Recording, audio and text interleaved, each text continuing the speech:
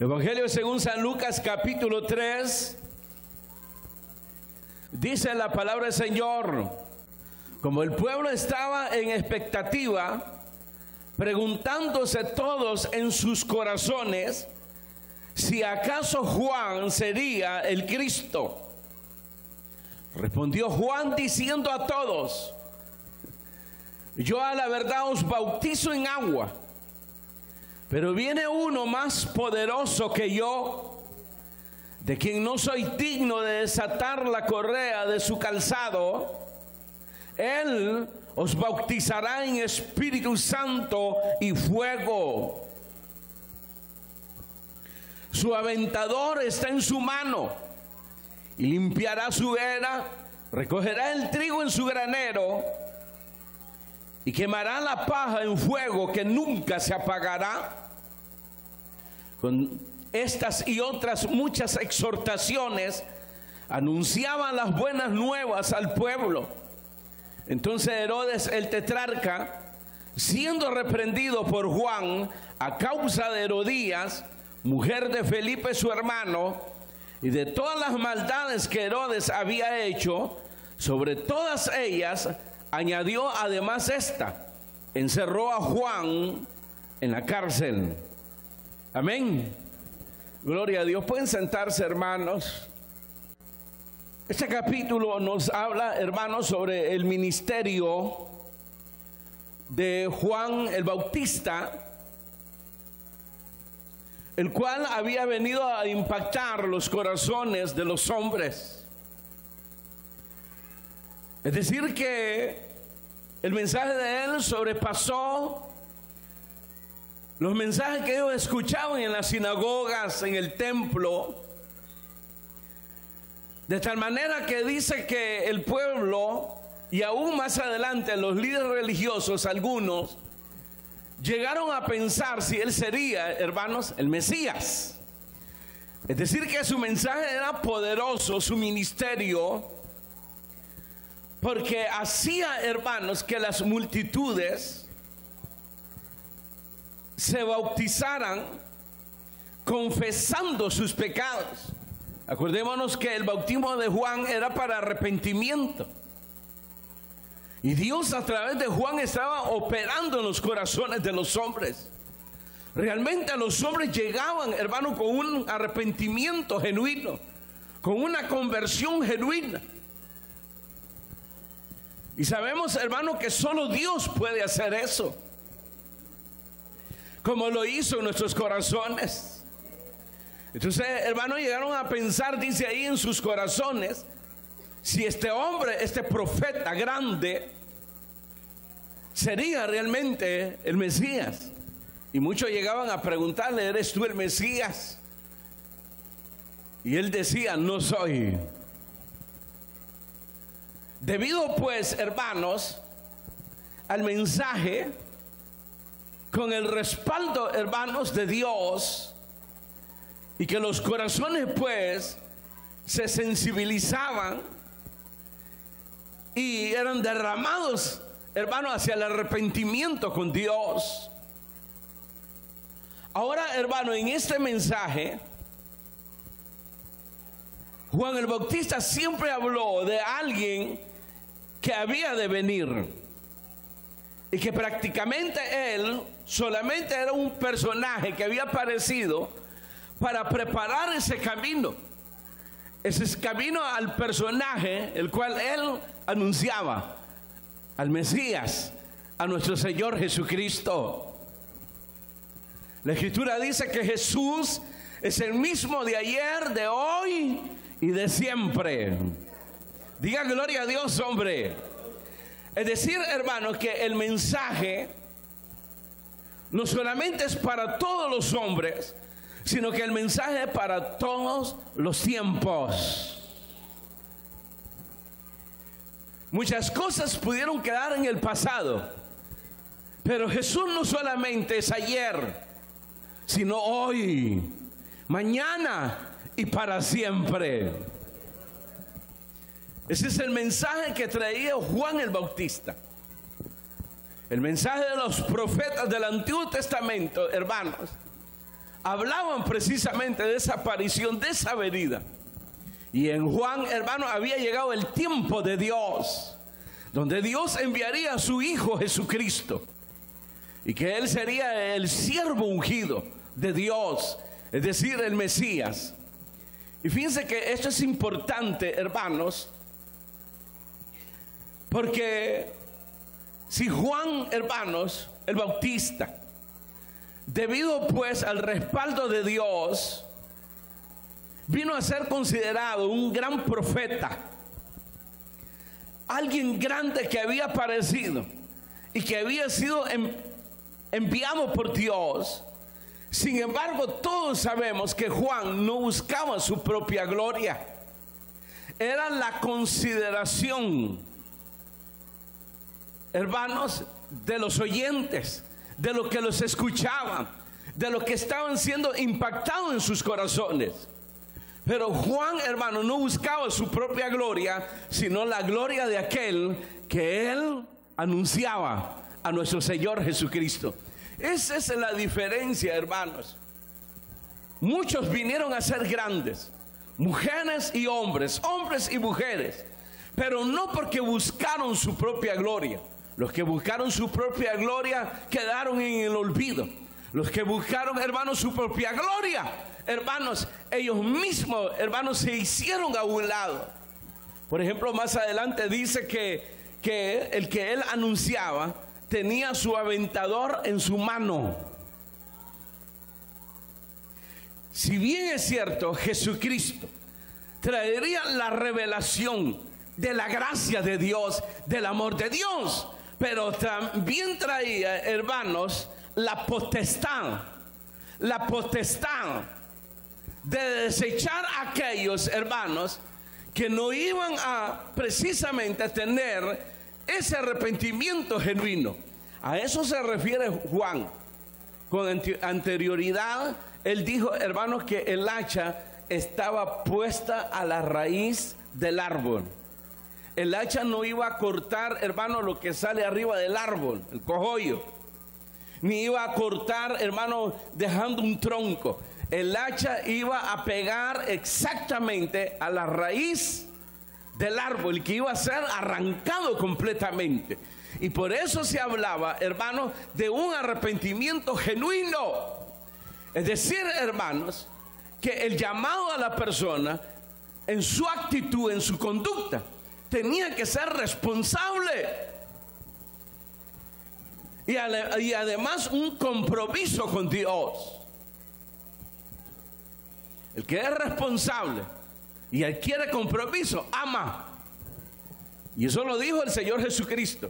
El que me ama y ama al que me envió, guarda la palabra.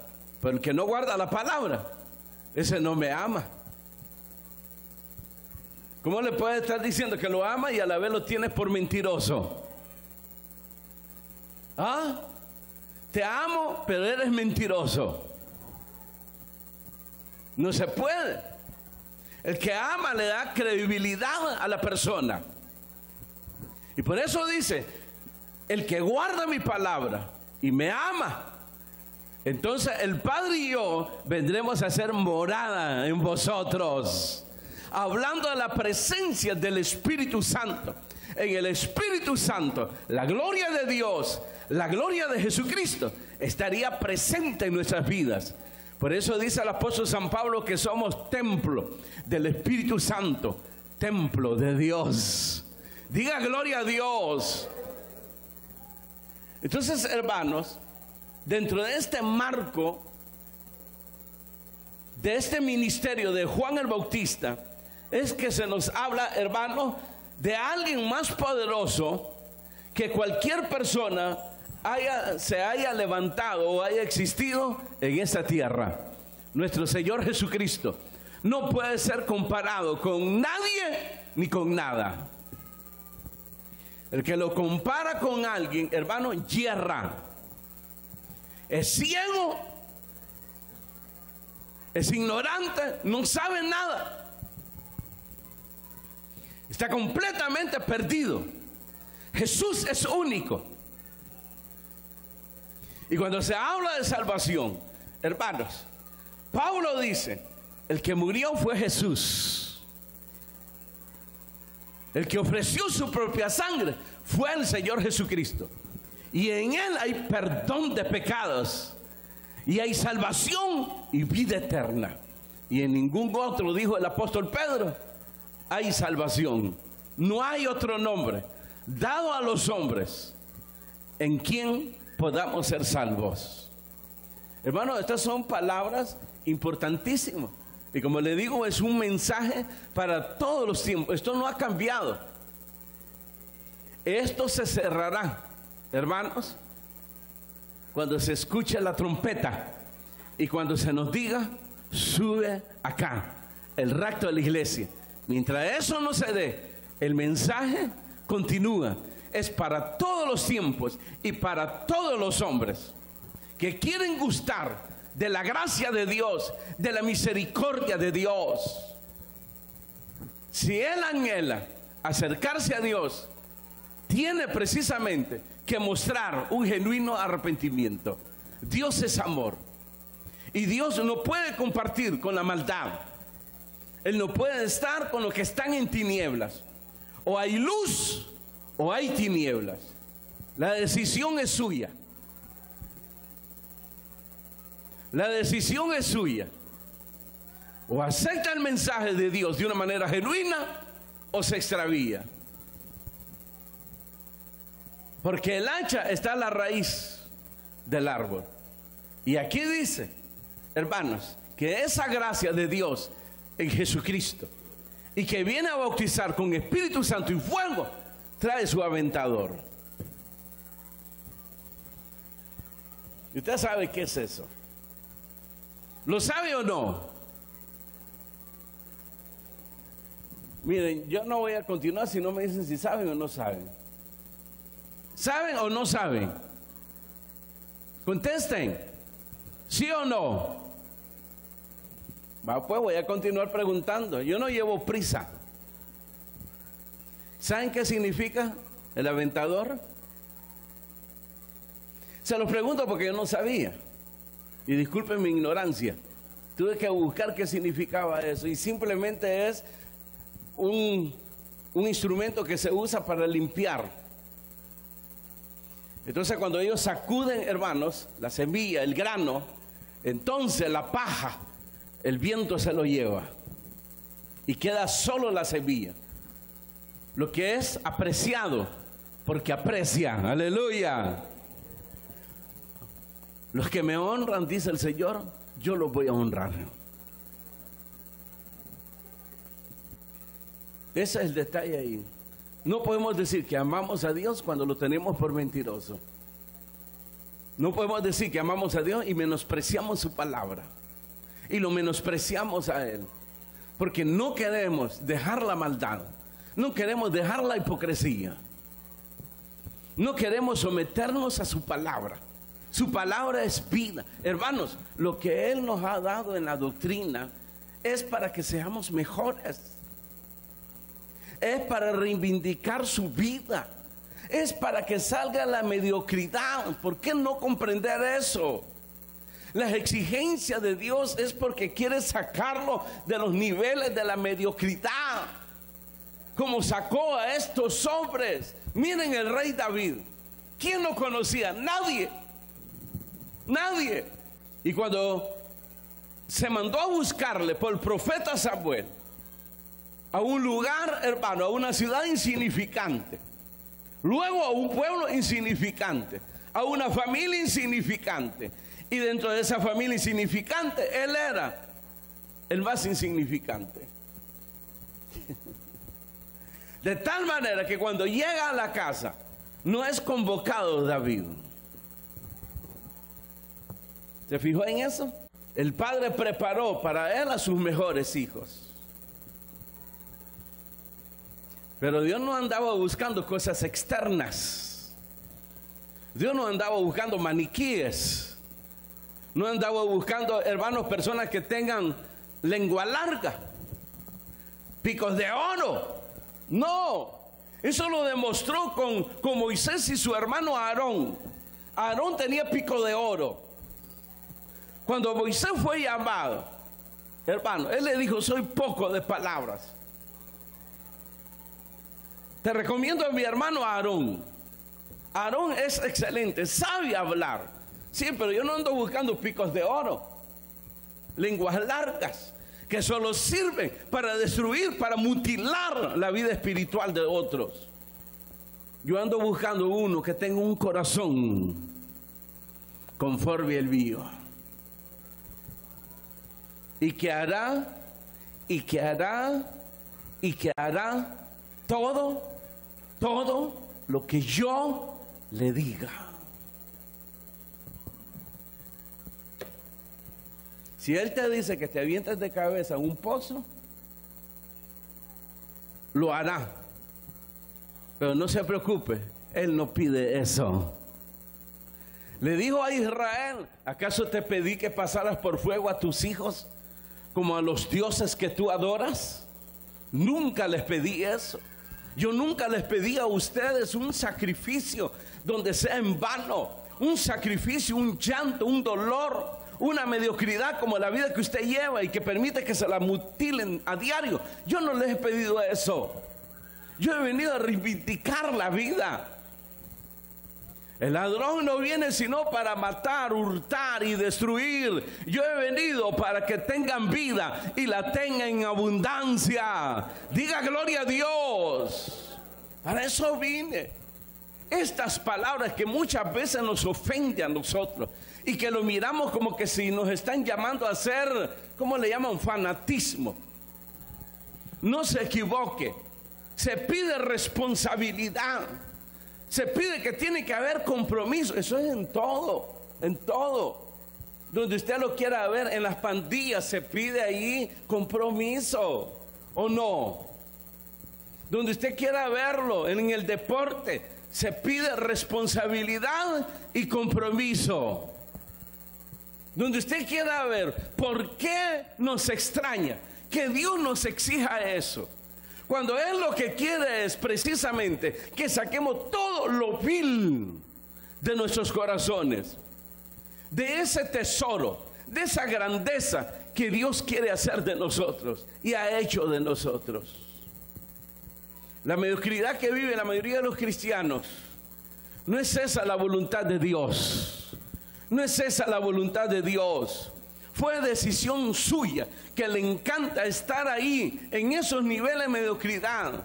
Es decisión suya de escuchar personas que lo estén ahí mutilando su vida espiritual. Pero si usted leyera la palabra de Dios y hace lo que Él manda que usted haga ahí, entonces su vida va a ser reivindicada. El rey David decía: lámpara es a mis pies tu palabra y lumbrera mi camino. Y Jesucristo dijo: yo soy la luz del mundo y el que me sigue no andará en tinieblas. Diga gloria a Dios. Es decisión suya. Para eso que dicen que Dios somete, falso.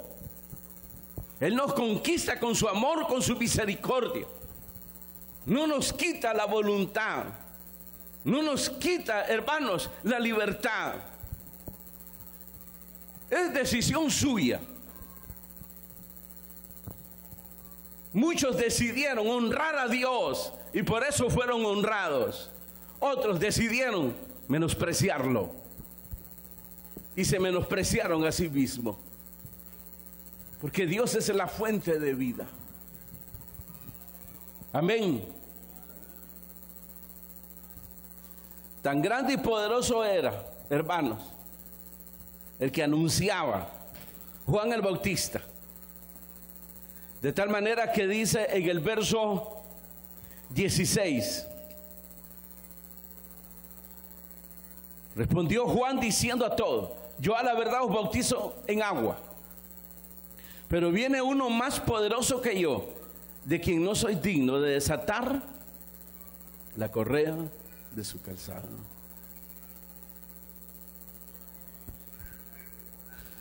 Ni él se consideraba el ponerse a la estatura de su maestro. Al discípulo, ¿qué dice la Escritura? no puede ser nunca ser más que su maestro. Bástale ser como su maestro. Eso es asunto de autoridad, ese es asunto de temor, es asunto de respeto.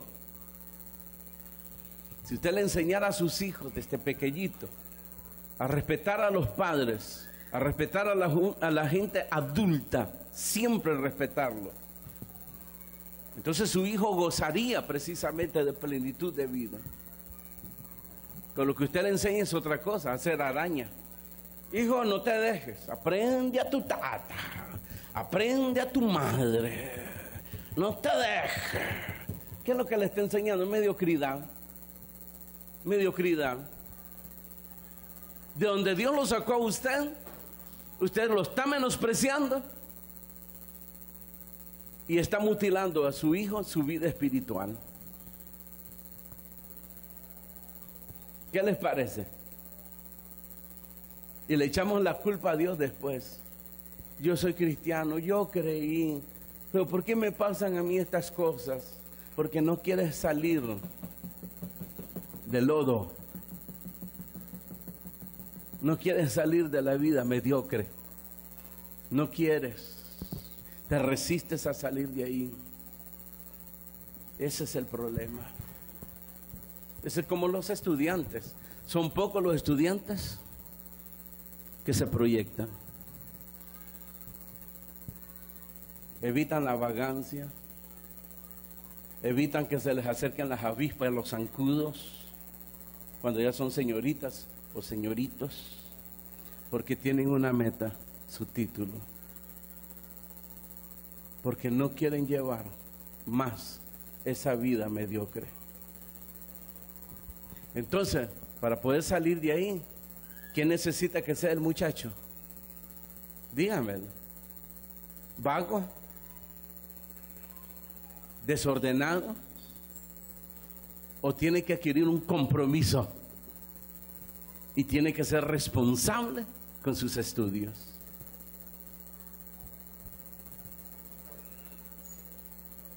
Son pocos. No todos. La mayoría se queda a medio camino porque son vagos, irresponsables, haraganes y sinvergüenzas. No saben ni lavar la ropa y andan de novio. Y hasta ahí llegaron.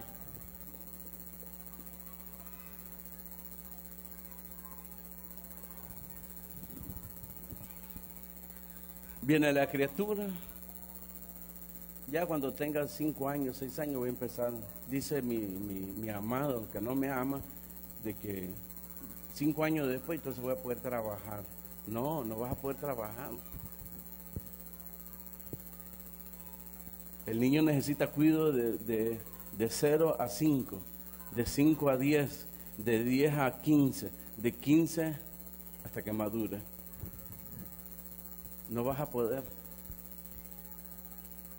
Y ahí están. Ay, aquí según la voluntad de Dios. No blasfeme, esa no es la voluntad de Dios. ¿Quién te ha dicho eso? ¿Quién te ha dicho que esa vida mediocre que lleva es voluntad de Dios? ¿Ah? Te mintieron. Te mintieron. Te mintió el que te dice que te ama. Te mintió el que dice que es tu amigo. Te mintió el que te dice cualquiera. Te mintió. ¿Por qué no le crees a Dios? Como estos le creyeron a Dios. Por eso fueron grandes. Hicieron temblar los tronos. Herodes el tetrarca era malo, tenía autoridad, pero aún con todo eso le tenía miedo y respeto a Juan el Bautista. A pesar que lo metió en la cárcel. Pero dice ahí que era empujado, óiganlo, influenciado, empujado por la mujer que lo amaba supuestamente, entre comillas. Y lo llevó a que lo matara después.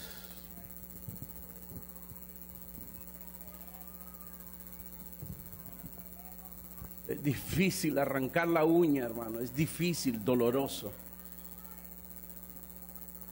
Por eso muchos no se la arrancan. Y los están mutilando espiritualmente. Y lo han jalado otra vez a la vida mediocre. Y no se dan cuenta. Por eso las palabras de Juan el Bautista fueron fuertes. Aún las palabras de nuestro Señor Jesucristo fueron fuertes. Las palabras del apóstol San Pablo fueron fuertes. Las del apóstol Pedro fueron fuertes. Las de Jacobo, hermano del Señor Jesucristo, fueron fuertes. Siempre la demanda. Ellos sabían que ahí estaba la clave. Y ellos fueron grandes. Porque se sometieron y obedecieron a Dios en su palabra. Le creyeron a su palabra. Y cuando alguien quería influenciarlo, hermano, a mutilar su vida espiritual, no lo permitían. Llegaron unos hombres donde Juan el Bautista, el que tú presentaste y bautizaste, ahora bautiza más gente que tú. Le querían sembrar raíces de amargura, le querían sembrar contra Jesús celos. No lo permitió. Yo para eso nací, dice. Y para eso fui levantado, para que Él crezca en lo que yo menguo. Ahí está la grandeza. Y por eso Jesús decía, si no os hacéis como niños, no podéis ser mis discípulos. Amén. Entremos a los detalles. Verso 15. Como el pueblo estaba en expectativa, preguntándose todos en sus corazones si acaso Juan sería el Cristo, respondió Juan diciendo a todos: yo a la verdad os bautizo en agua, pero viene uno más poderoso que yo, de quien no soy digno de desatar la correa de su calzado. Él os bautizará en Espíritu Santo y fuego. Viene uno más grande que Juan el Bautista. Vino uno más grande que Juan el Bautista. Y él anunciaba que venía uno más grande que él, más poderoso que él. Hay que leer bien lo que dice ahí. En los corazones del pueblo y aún de muchos líderes llegaron a pensar que Juan el Bautista era el Mesías.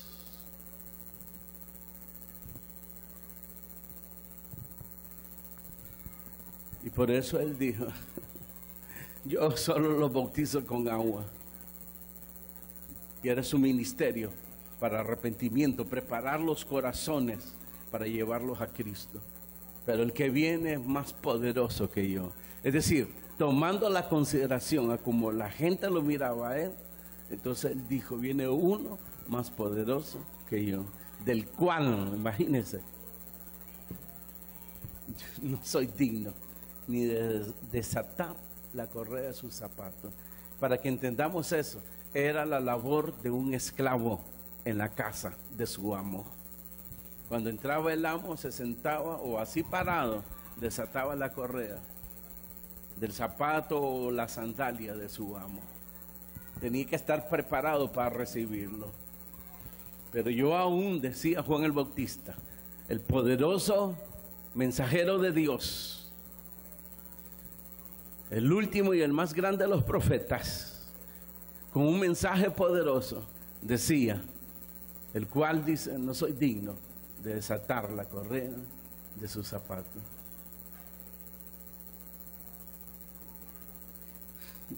Que era la tarea de un esclavo. Y nosotros nos damos el lujo, hermanos, de desbaratar las cosas de Dios. Muchos sueñan ver esto destruido, hermano, la obra de Dios, porque creen que la lucha es contra lo humano. Moisés una vez llegó a pensar así, y Dios tuvo que hacerle ver: no, Moisés, no es contra ti, es contra mí. Acuérdese cuando se habla de las autoridades, dice la Escritura que debemos de sujetarnos a las autoridades, respetarlas, porque han sido establecidas por Dios. Los que se resisten a las autoridades, se resisten a lo establecido por Dios. ¿Se da cuenta de ese detalle?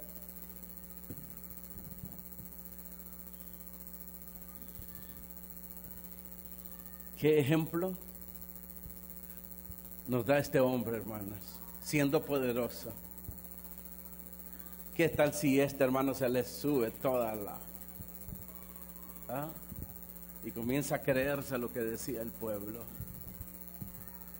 Y se queda con el mandado. No.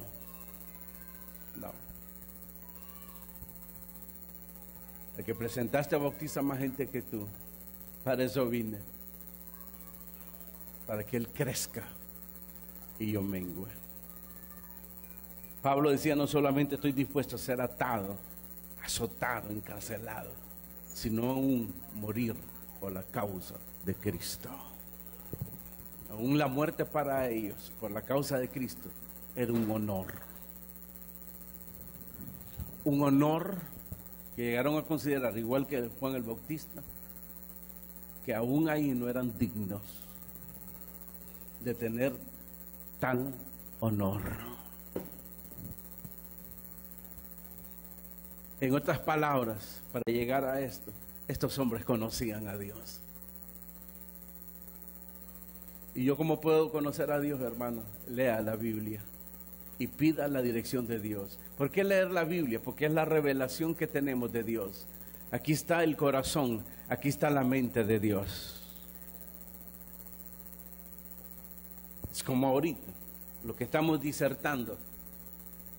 Si te preguntara qué es lo que Dios quiere de mí, esto quiero. Un hombre como Juan el Bautista. Poderoso, no. Humilde, como un niño. Este era como un niño. A pesar que Juan el Bautista era bravo. Ese tenía una, ¿cómo se llaman eso? Bravo, enojado. Temperamento. El temperamento de Juan era terrible, hermano. Pero eso no tiene nada que ver los temperamentos de las personas, el ser humilde. Nada tiene que ver. Usted puede ser bravo en temperamento o puede ser liviano en su temperamento. La mayoría de estos hombres así fueron. Eran bravos. Pero al conocer a Dios tenían espíritu. ¿De qué? De poder, de amor y dominio propio. Pero en su condición eran humildes y como niños obedeciendo a Dios, como niños. Si usted leyera la Escritura, hay cosas que dan risa de ellos. Le sueltan a uno reírse, no burlarse, sino ver pues la manera de ellos. Era increíble, porque se comportaban como niños. Y por eso fueron grandes y son grandes para nosotros. Pero ninguno comparado a nuestro Señor Jesucristo. Amén.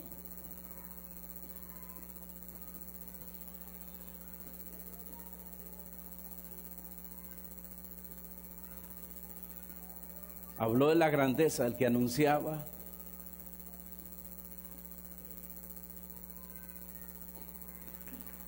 Que el que venía era más grande que él.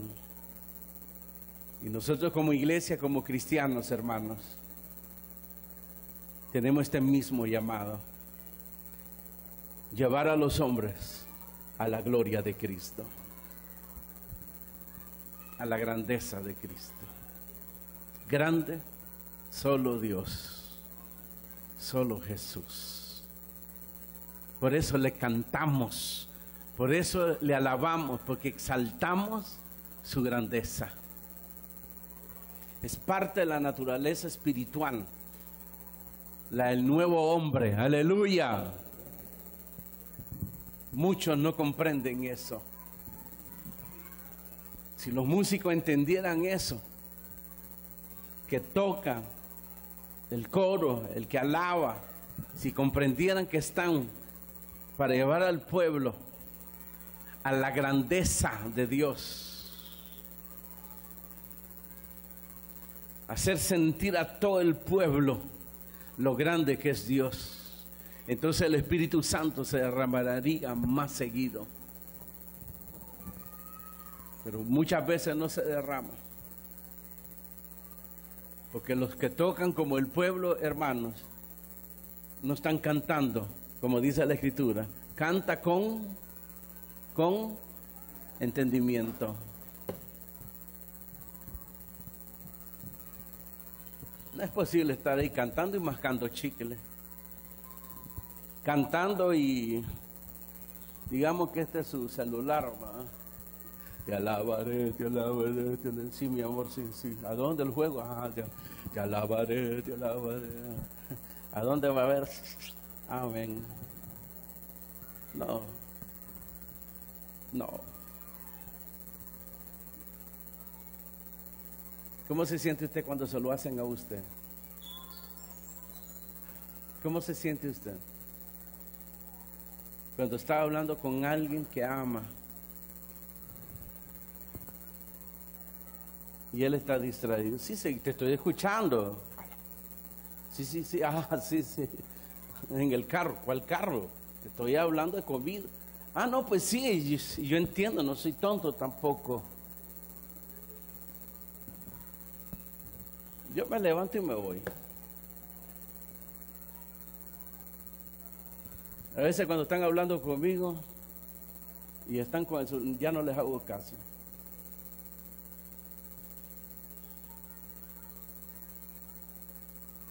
No digamos adiós, hermano, hacerle eso. No, hermano. No, el respeto, ¿dónde está? Y estoy hablando a Dios. Conmigo hagan lo que quieran, pero no lo hagan con Dios.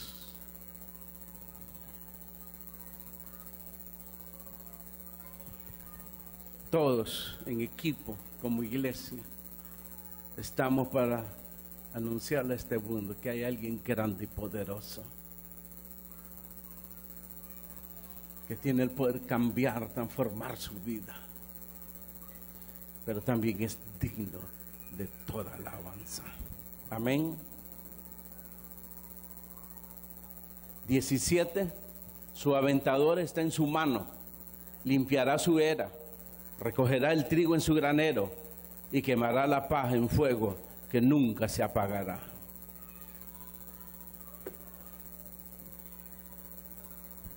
Él lo comparó con el que limpia la semilla. Yo no sé cómo hacen ahora, pero todavía he visto en las carreteras que riegan los frijoles, riegan el maíz, el arroz, y ahí lo están sacudiendo y el viento se lleva la paja y queda lo apreciado. Eso apreciado, que es la semilla, es porque apreció la tierra que le dio la vida.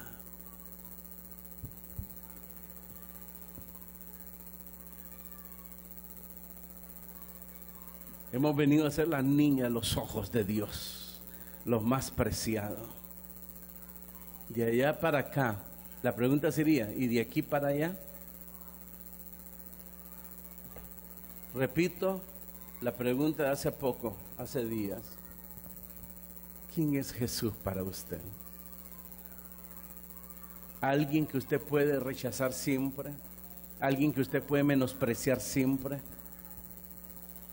¿Alguien en el cual que no puede obedecerle? ¿Hay alguien más grande en usted que le impide que usted aprecie a Jesús y le adore y le sirva y se rinda delante de Él? Su aventador está en su mano. El mensaje ha sido para todos, porque de tal manera amó Dios al mundo. Es para todo el mensaje, para todos. Dios te ama y ama a todos. Vengan, porque de tal manera amó Dios al mundo que ha dado a su Hijo unigénito.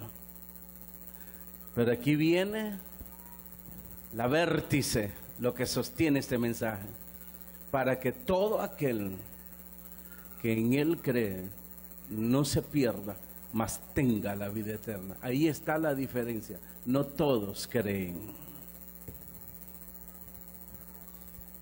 Y por eso está escrito: el juicio viene y empezará por la casa. Y si el juicio empieza por la casa, ¿en dónde quedará quién? El impío y el pecador. ¿Cuál es la diferencia del impío y el pecador? El impío es el que profesó la piedad, pero la abandonó. Ahora tiene raíces de amargura, ahora odia, ahora comparte con aquellos que quieren destruir la obra. Ese es el impío. Dejó la impiedad. El pecador es el que todavía no le ha dado su corazón a Jesucristo.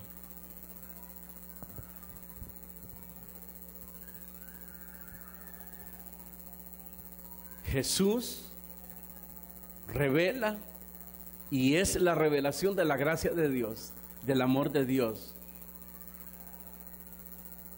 Pero hay compromiso, hay responsabilidades.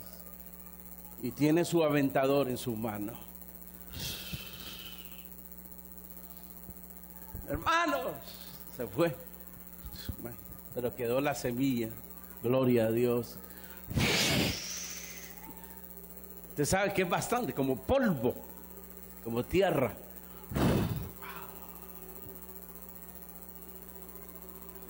Se mira un gran montón y va quedando solo la semilla, por eso se va haciendo pequeño aquello. Y le vuelve a hacer.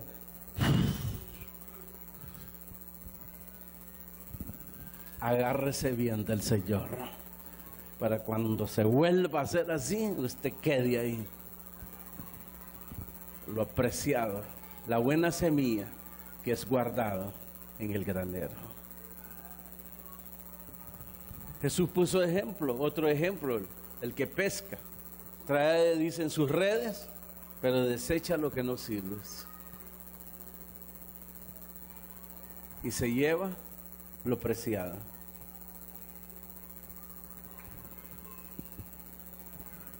Con respecto a los árboles, el hacha está puesta a la raíz.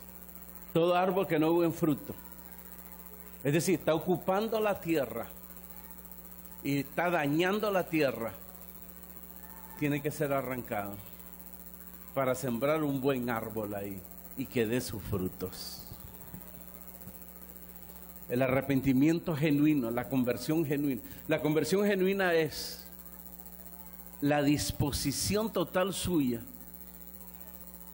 de querer cambiar, porque el que cambia es el Señor Jesús, la vida del hombre.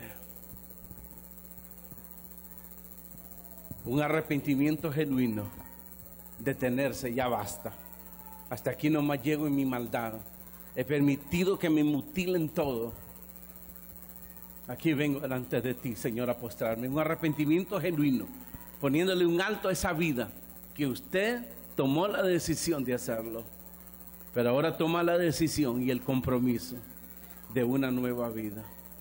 Entonces Él cambia la vida y da la capacidad para de ahí en adelante llevar, cultivar, desarrollar esa nueva vida. Es como la del estudiante, llega como niño a los estudios, es un niño, pero ahí va creciendo, ahí va madurando. El que no madura es el vago. El irresponsable, él nunca madura. Sí.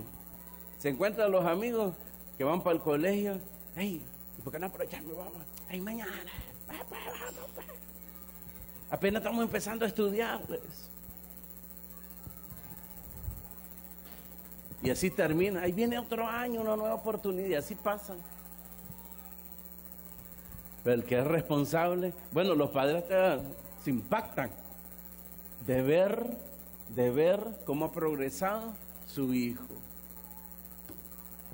Se impacta. Entonces sabe que está siendo responsable. Sabe que ha tomado un compromiso él.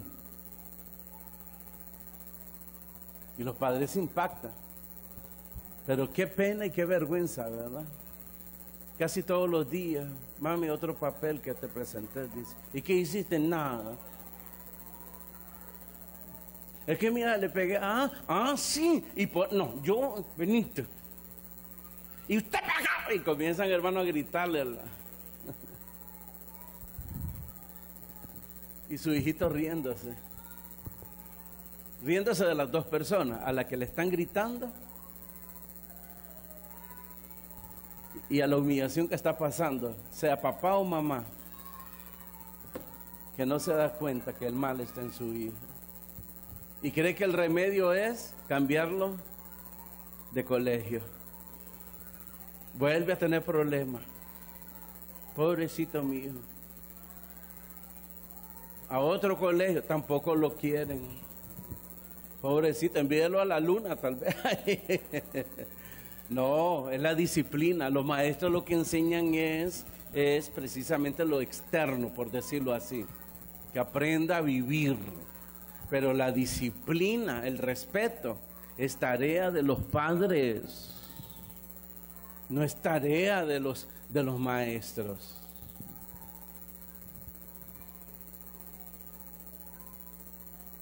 Sí.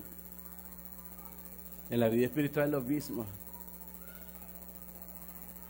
La vida cristiana hay que llevarla con responsabilidad, pero también con compromiso, como lo hizo nuestro Señor Jesucristo.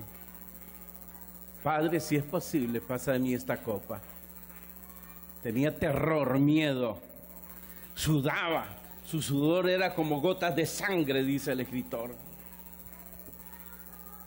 Pero que no se haga mi voluntad, sino la tuya.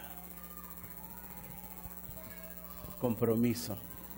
Y se lo dijo a Pilato, para esto he venido. Porque yo en este momento puedo llamar una legión de ángeles. Pero yo vine, hice un compromiso con el Padre de traer la salvación a los hombres. Amén. Cierre sus ojos. Dígale, Señor, gracias por tu palabra, por tu consejo. Sí, es dura la palabra, a veces ofende, incomoda. Pero es necesario, querido hermano, amigo. Es necesario. La vida cristiana no se lleva de una manera desordenada, solapada. Se lleva en orden. Por eso tiene que haber compromiso, responsabilidad. Al final usted sale ganando. Al final su vida es reivindicada.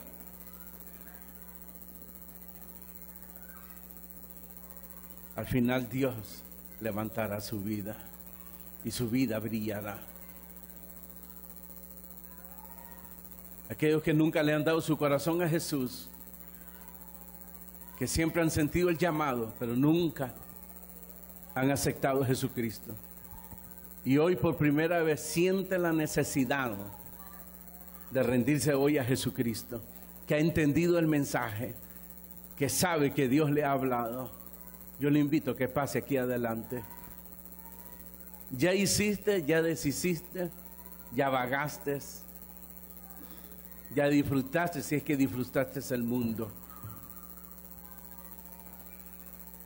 Ya es hora de que te rindas a Cristo. Y una vez tienes la oportunidad, una vez más, de este llamado, ven a Él, acércate a Él, rinde tu vida a Él. Ponle un alto, un freno a esa vida que solo ha traído más vacío en tu corazón. Solo Dios llena el corazón de los hombres.